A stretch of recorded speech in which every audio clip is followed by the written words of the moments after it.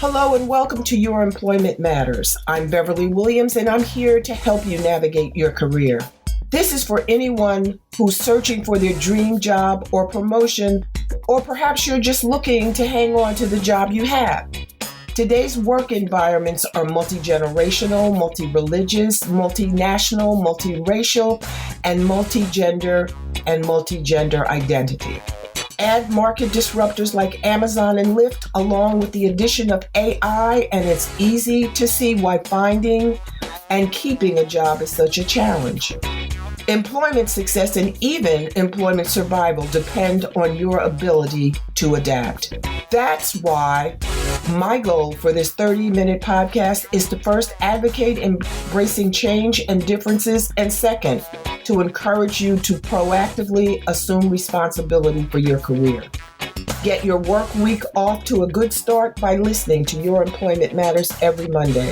Find out how to own your career and get the best practices for making your employment matter.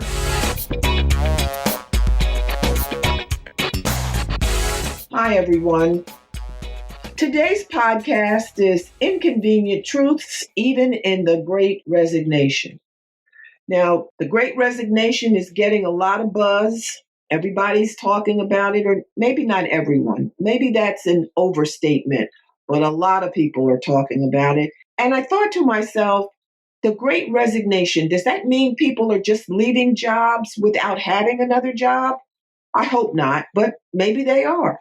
But I thought it would be a good idea for me to share some of my experiences with listeners. As they say, peel back the onion so that you can share what I know. I can share with you, you can share with anyone else that you may choose to. There are what I call inconvenient truths in the employment landscape. Now, whether you remain with your current employer or you opt to move on and seek employment elsewhere, some of your habits, some of your behaviors and opinions and the way you do things may not be endearing to your new employer. So you need to be mindful of that. You may not know that what you're doing and the way you're doing it, the way you're saying it, it's not coming across the way you want it to. So you may need to do a check. Talk to your friends. See how they perceive you. See if your communication skills are serving you well. If you're communicating what you want the way you want to. Another thing I think you should be aware of is that you don't have all the information. I hear a lot of talk about leverage, that employees are exercising their leverage. I'm not quite sure what that means, but I accept it at face value. Whether you have real or perceived leverage, you're still going to need to be flexible because the employer is the money person. I think of it as a film, and they're the producers. They have the money. They have the jobs. You are the talent. You are the actor. You approach the employer, the producer, the money person, showing your skills, showing how you can add value to their business, and hopefully they hire you. Now, once you start working there, you may find that they're a little more conservative than you thought, a little more straight-laced. And it's not really who you are. You're not really comfortable wearing button-down shirt and suit jackets or pants with creases in them and socks and that may not be your thing. Now, that may have been the way you were interviewed, but maybe something different. You need to decide before you accept any new job whether or not you've done enough research and whether that research has given you adequate information so that you can make the best decision for your career future. Now, you want to be authentic and you want to be true to yourself. If you don't want to wear a shirt and tie and a jacket to work, don't say that you will. If when you get there, you're going to change your mind, that is not going to go well for you. Keeping those things in mind, there are some inconvenient truths that I want to share with you. Now, we've talked in previous podcasts about finding a job requiring work, focus, and effort. There's no question, it takes work. Another thing that I need to share with you that you may or may not accept is that you know what you know, but you don't know what you don't know and why you don't know it. Wherever you work, whether you stay with your current employer or you move on, you will have limited information. You will need to make decisions about your employment future based on the information you have available, keeping in mind that you won't have it all. You won't have all the information that is necessary to make the best possible decision, but you have to work with what you have and make decisions based on the knowledge that you have readily available. One of the other things, inconvenient truth. You may have heard the phrase job security. There is no such thing, in my opinion. Now, people think they've worked for an employer for 10, 15 years. They have job security, only to find themselves laid off and no job. Profit making enterprises, businesses, employers make judgments, decisions based on shareholder value, based on profitability. Employees are important, but do not overestimate your value to your employer. Your employment, your career is your responsibility, no one else's. And you should not expect your employer to mold you and to groom you to be the professional or to be the skilled person, to be whatever it is your heart desires career wise. You must take the requisite steps to achieve your career goals. Do not depend on anyone else to care more about what's important to you than you do. The other thing, and I'm going to end these are only a few of the inconvenient truths that I share in your GPS to employment success. As I said, available at Amazon and Barnes and Noble and independent bookstores. Don't let your ego get in the way. If you don't know, say so. You don't know, don't fudge it. Don't try to finesse it. You don't know, say you don't know, but you'll make an effort to find out and you'll get back to them. Don't try to snow anyone. It doesn't work out. Now that I've shared some of my pearls of wisdom with you, my guest today is my dear friend, Alicia Jacobs, who is a career development consultant. That's not right. Alicia, what type of consultant are you now? Beverly, don't think that you were incorrect. It's funny because originally I started as a career development consultant and then moved into the learning and organizational development space, in which I also teach for the University of Maryland organizational leadership. So you just started from the beginning. So you went all the way back there. The sad thing is, and in the interest of full disclosure, I'm not fronting. I typed it on one of these documents, and when I looked at it, it didn't have the right title. And I'm like, what happened to it? I know I typed it because you told me. But, I must have recalled from your earlier days because we've been friends for so long. And that's good, though. I want to commend you on your introduction in terms of sharing your pearls of wisdom. And I'd like for your listeners to really understand that your pearls of wisdom, it takes a lot before people actually are able to have wisdom. It's a matter of experiences and day to day living and taking it and incorporating those things into your life so that as things continue to develop, you know where to pull from.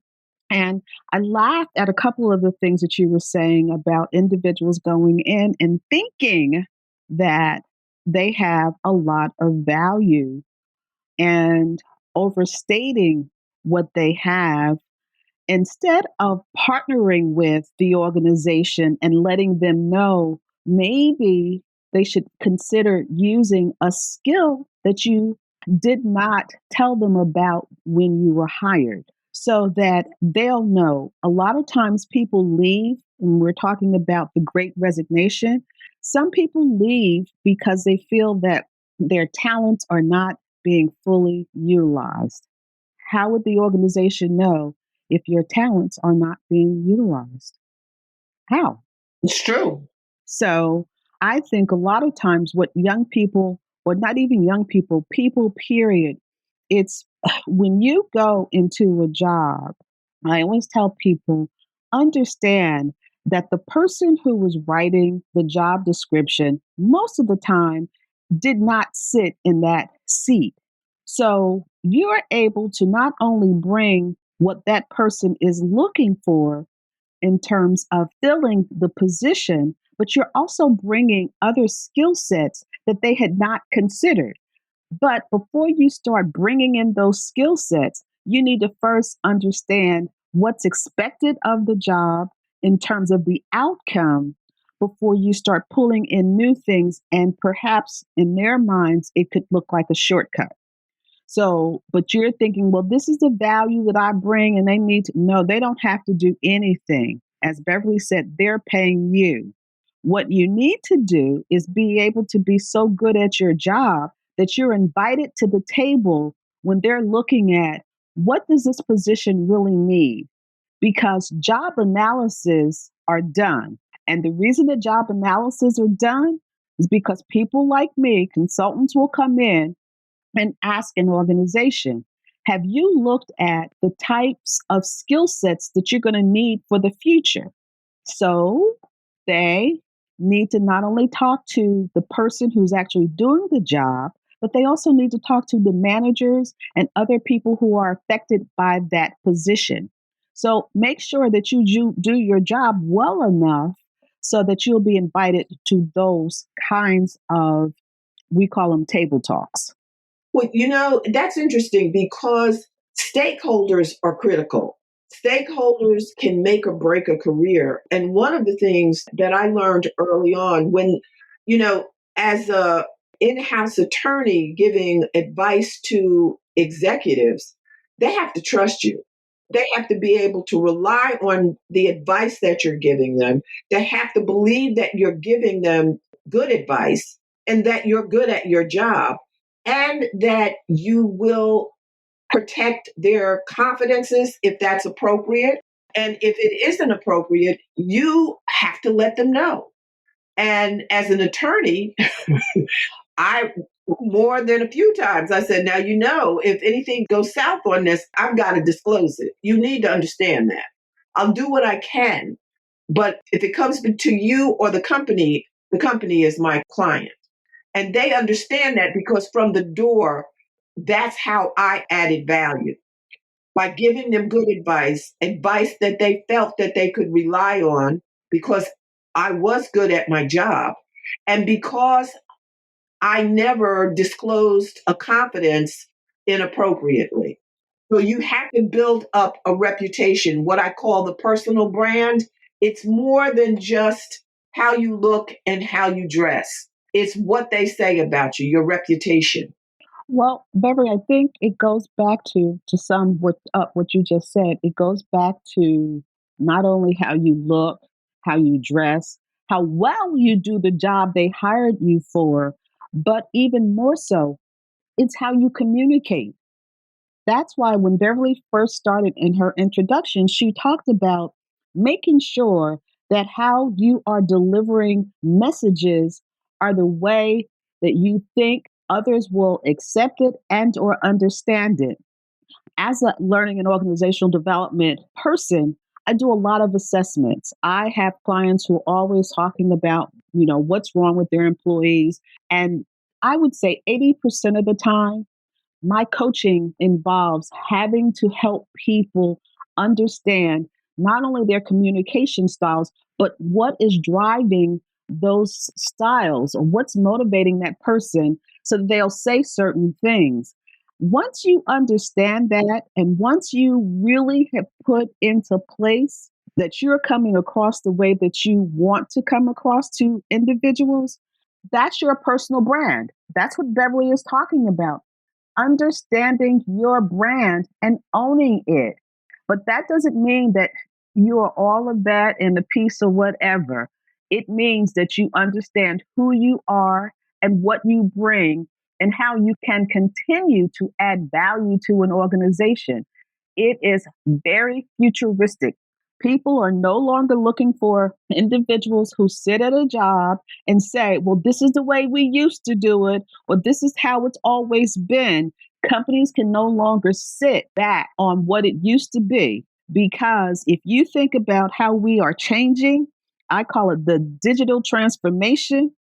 While it's real important, understanding that it's going to happen and things are happening now faster than what would ever have expected, the thing that you must keep in mind that you must be an adaptable employee. You must have the soft skills such as, having the growth mindset that whatever comes across your desk, that you're willing to learn it and that you have critical thinking. And just because someone said something, especially if you're sitting in that seat, when you question the boss or whoever is bringing it to you, you need to understand how you are to approach that situation so that that person doesn't feel offended by your questioning. There is a difference between criticizing and questioning for clarification. Once you understand that in the communications world, you are much better prepared to have those crucial conversations, as they say. Yeah, my go-to phrase is, "Okay, help me understand," and then I go through my thing. When I got, and I've told this before on a podcast, my boss gave me a low merit increase, and I knew I'd worked my butt off, and I had produced, and I had added serious value, and I knew it. So I went back to him and I said, "Help me understand what else I could have done to get a higher raise." And he looked at me. I said, "I was ready. I did this. I did this. I moved the needle on this. You had fewer complaints about this. I traveled to this. I repaired that relationship." He looked at me. He says, "I'll get back to you." I said, "Thank you very much." That man gave me 5% more. And trust me, that was a whole lot. I wasn't combative. I wasn't defensive or, as they say, angry. I was like, I saw what I got, but help me understand what else I could have done more than what I did. Absolutely. Thank you. I just did a hallelujah moment for you because what you did was you asked for clarification and as opposed to challenging. Think, for example, if you had, I'm trying to think of the way that you could have challenged. You could have asked Why him, I deserve more. right, why? And- I can tell you how I listen. Do I right now? I just got my increase. Are you kidding me? I work like a dog, and this is what you gave me. You thought this was okay? Oh, I don't think so. well, No, no, no, no. That Beverly, doesn't fly. I am so happy that through the coaching and through the learning, you understood that the question was help me understand what I could have done better, or, help me understand how this rating was done in that I ended up with this increase or this level of increase. But that is just as strong because it caught your boss off guard. Think Oh, about it did. it. It caught him off You should guard see it. It's true. because You what should have you seen did it. was you backhanded him. Hey, look, you start messing with my money, I come correct. And let me just say this, it wasn't coaching, it was observation over time. There's another benefit to moving around in employment situations and not staying with one company forever. Yes. I have had a very eclectic, multifaceted employment. That's why we're And friends. I'm serious. I mean, when I have had Fortune 500 clients because I worked for a national labor and employment law firm, I've worked for a Fortune 500 company. I've been in situations where they've asked for my opinion. And when I've said what I had to say and the way I said it, their chest was out. This is my person. You come to learn by watching other people as you move up the food chain. How does so and so handle their business? Watching how people communicate and watching how people provide criticism, negative feedback. How is that delivered so that it's not offensive, so that the person is not offended and does not become combative?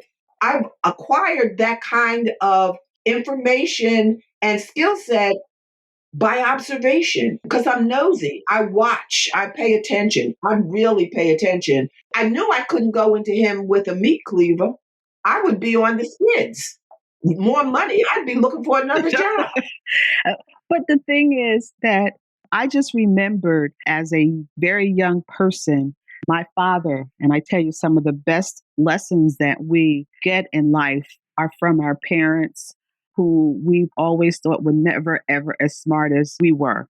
And I remember my father telling me very early on that, Alicia, you need to learn how to be diplomatic, because I thought that just telling people the way it was and how it was and being direct was okay because I at least got my point across and there was no misunderstanding as to what I was trying to say.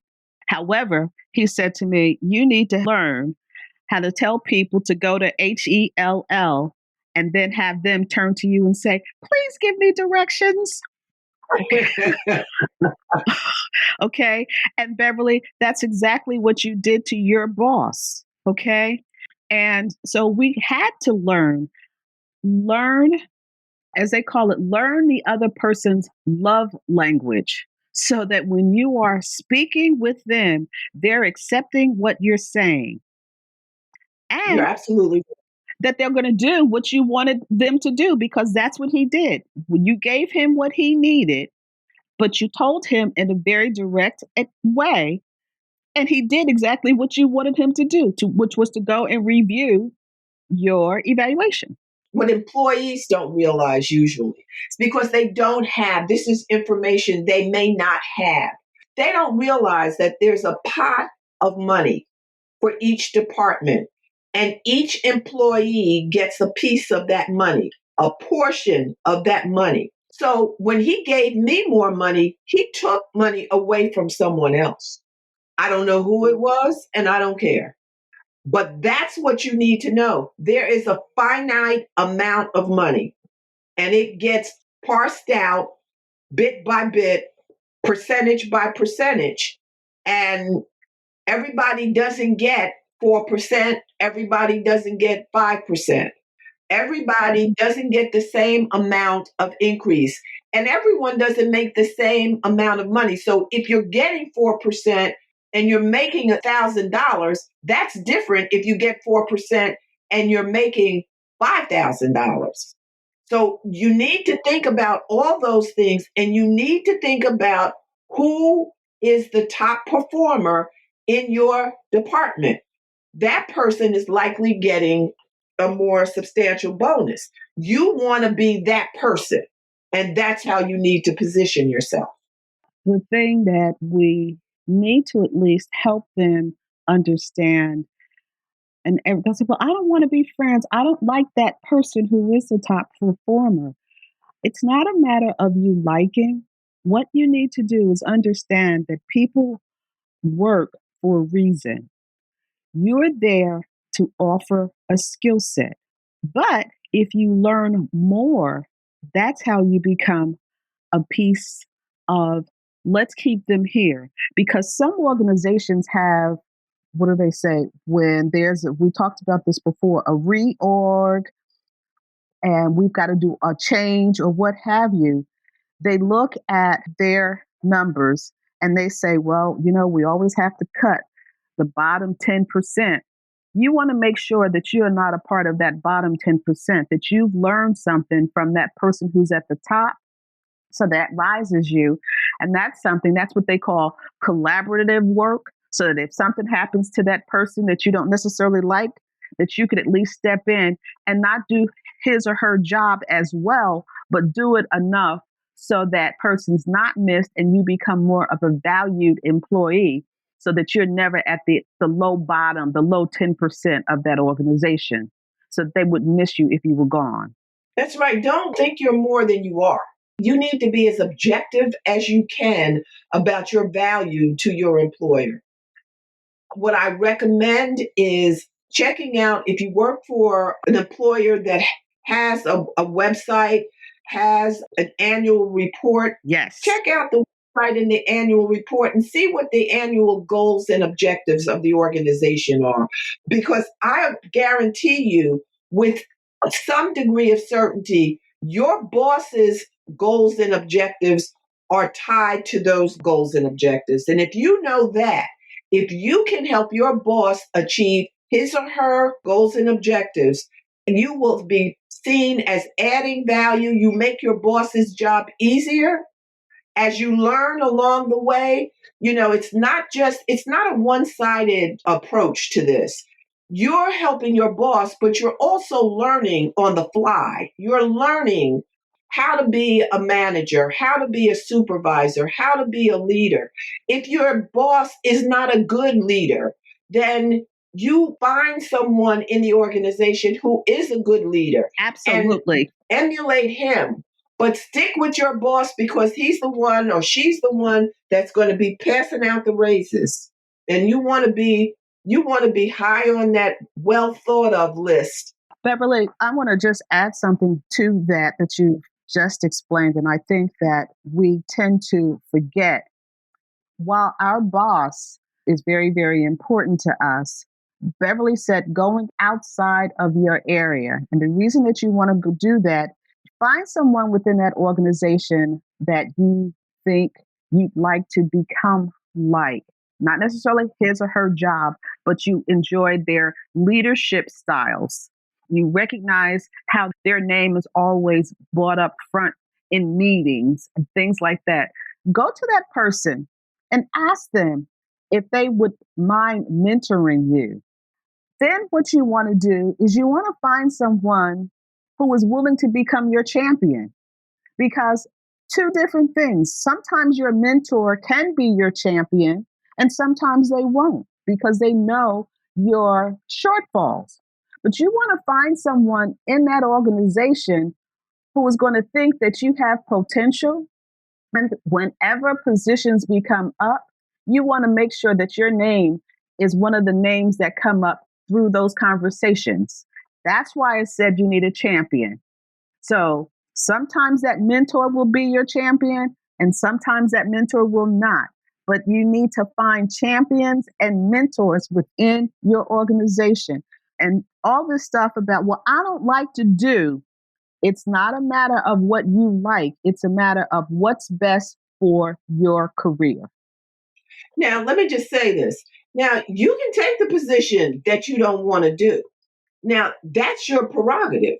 You have a choice. Yes, you do. But then you're not heard to complain if you don't move up the way you think you should. You can't have it your way all the time, or even maybe even part of the time, not as you're moving up. You're in a learning and acquiring information mode of proving and establishing yourself, of establishing a personal brand, being described as having integrity, being ethical, paying attention to detail, being willing to pitch in, being a team player, all those positive descriptors. If that's who you want to be, then what you want to do and what you will do may be two different things. With that, Beverly, I'm just going to add, if you are looking at yourself right now, and hopefully I think I'd like for people to do self reflection and ask yourself, how am I being observed? And then, is it how I want to be observed? And last, is it working for you? You answer those questions and you'll make a determination as to if you need to tweak your personal brand, or if you just need to say, I'm going to end up here because this is where I want to be, and you're happy with that. It is not That's it. my desire. And as Beverly said, it's not her desire. You're not interested in moving up. That's your prerogative. But understand, if you stay where you are, you may end up on that last 10% rung that I spoke about earlier, and you may end up leaving not by choice. And there's nothing wrong with being satisfied with where you are. There is nothing wrong with that. Everyone doesn't aspire to heights beyond where they are. If you like what you do, if you're comfortable where you are, hopefully you'll be able to stay there. Now, what you need to understand, however, is that it may not be your call. There may be the business that you work for may be sold. And if it's sold, the new owner may have a different plan for the business. And the plan may not include you. It may not include your department. It may not include your department being configured the way it is currently. You need to understand that what you can control, you should control. But you also need to be aware of what you can't control. And another thing to do is if you have the ability to acquire additional training, additional skill sets, especially at no cost to yourself, you should take advantage of that opportunity. It's better to have and not need than to need and not have. Not have. Yes. So, so true. So, so true. So keep that in mind. Keep learning, keep acquiring skills, keep enhancing your talents, and you will be okay. But you have to also keep your eye on what's going on around you. For example, hypothetically, if you're working for McDonald's and you're flipping burgers and you like it there and you want to stay there, I would suggest to you that based on the documentary that I saw on PBS, I saw a robot flipping burgers. So that says to me, they aren't going to have as many people flipping burgers as they once had. It should affect your career decision if flipping burgers was your goal. Okay? Let me just say, no value, no shade again, on flipping burgers, just using it as an example. Because I did see that robot flipping burgers. Well, if you think about, look at how we have changed. If you think about industries, we had secretaries forever. And what happened? Technology came in and took them out of being. If you want to be an administrative person, you now have to be a degree person because you are now chief. What do they call them now?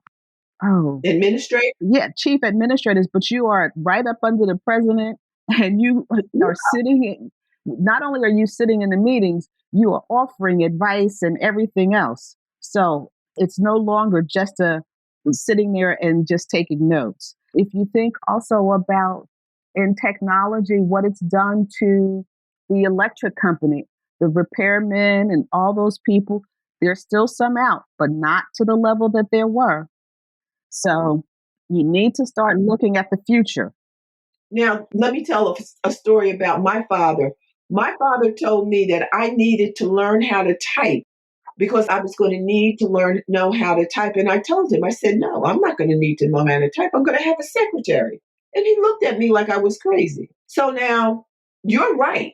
It's evolved over time that admins and secretaries are disappearing. I could type. I can't say I learned how to type. I could not touch type, but I memorized the keyboard. So I looked down. I still looked down at the keyboard, but I was typing, not touch typing. And my father said, that doesn't make any sense. I said, well, it works for me. Fast forward, I don't know how many years.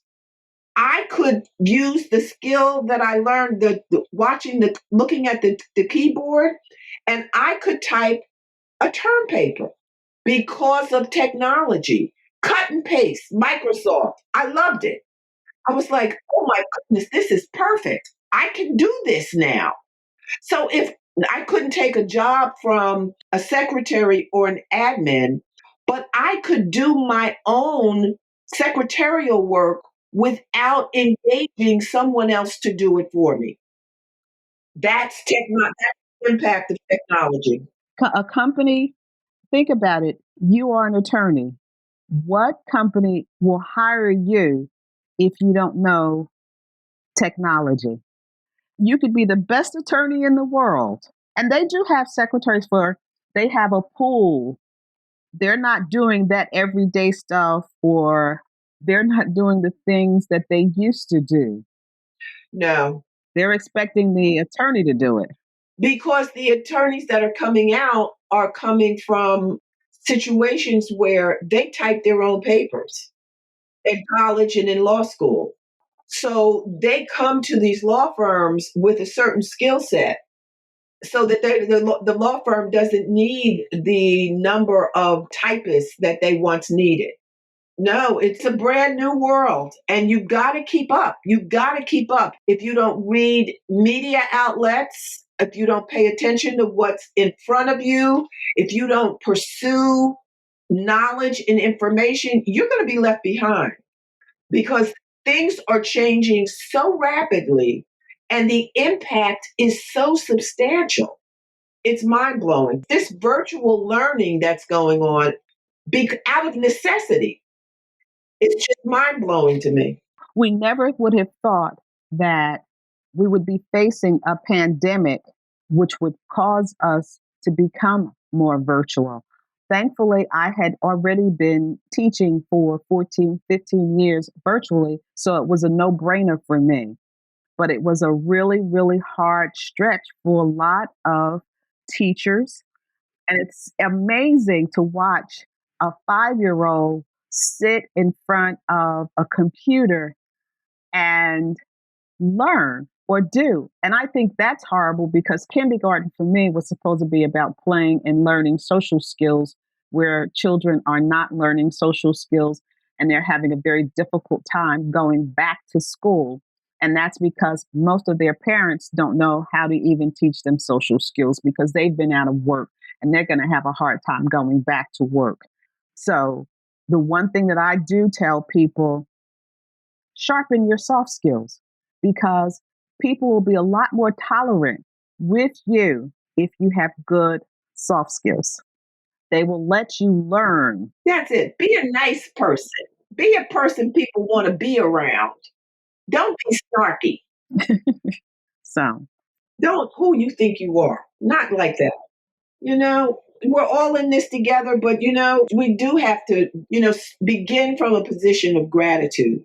yes. Be grateful that you're still here because so many of us are not. So many people have lost loved ones. And, as one who's lost a dear friend, it's horrible.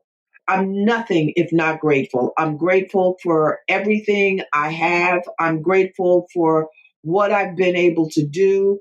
I hope that people listen to the podcast and will write reviews. Your employment matters. I'm trying to provide information. I don't have all the answers, and that's why I invite people like you to be a guest so that you can share your knowledge, your experience, the information you have at your fingertips, and it's all free. People who may not have jobs may not be able to afford to hire a career coach or to buy a book. I'm trying to identify corporate donors to purchase books for underserved communities to address that vacuum, that need. So, anyone listening who might have a corporate connection, send them my way. But please invite your friends to listen to the podcast. I think without without be sounding, puffed up. I really am impressed by the quality of guests I've been able to entice into appearing or being interviewed. It's very gratifying to me, but I hope that it's helpful to you. So, Alicia, before we sign off, do you have any advice you'd give someone who's planning to leave their current job in pursuit of something better? The only thing I would say is make sure that when they are interviewing you, that you are interviewing them, because you are leaving a place that you know And even though it may not be the best, going somewhere that you know nothing about can end up leaving the, what do they say, pot into the frying pan. So you really need to do your research. Read the annual statements. Ask if you can meet with some of the employers, not the employees, because they're going to have you be interviewed by 3 or 4 people. But it would be nice to be able to talk to some of the employees to get a better feel for the culture and to make sure that that's where you want to be. And it's not a sin to ask if you can speak with certain individuals. Make sure you use social media, LinkedIn, read about what their employees are saying about them on social media. Right. Glassdoor is a place that's some place where they leave comments about their former employers or even current employers. So just don't think that it was looking for a job then is no longer the same. So make sure things work for you in your favor. And I always tell people, I used to say, what was the most important job in this country? And I'm not going to go there, but I just want you to know that that person had never been in that position, but was able to convince the country that he or she knew exactly what they needed to do. And they just brought more skills that we hadn't even considered. So understand that you're bringing something brand new to an organization that will be of value, but then also you need to make sure that that's really where you want to be. Alicia, thank you so much for that sage advice, my dear friend. I am so grateful that you were able to take the time today to spend with me. It's always a pleasure being able to talk to you. We don't do it as often as we should. Deborah, the pleasure was mine. I am always willing to be of assistance and know that if there's another topic or situation that we may need to cover, feel free. I'm here for you. And thank you very much for even doing this, taking the time to help individuals who, like you said, may not have access to funds and or opportunity to speak with people that they never be introduced to because it's not their circle. It's true. Until next time, Alicia. Okay, you got it. Appreciate it. Bye-bye. Bye-bye. Thanks for listening to Your Employment Matters with Beverly Williams. If you found this podcast helpful, please subscribe and leave a review. I truly appreciate your support, and that helps other listeners find the podcast. If you have a comment, question, or suggestion, you can reach me at bawilliams@youremploymentmatters.com. My book, Get the Job Done, is available on Amazon.com and BarnesandNoble.com. Please join me again next week. Until then, remember to embrace change and differences.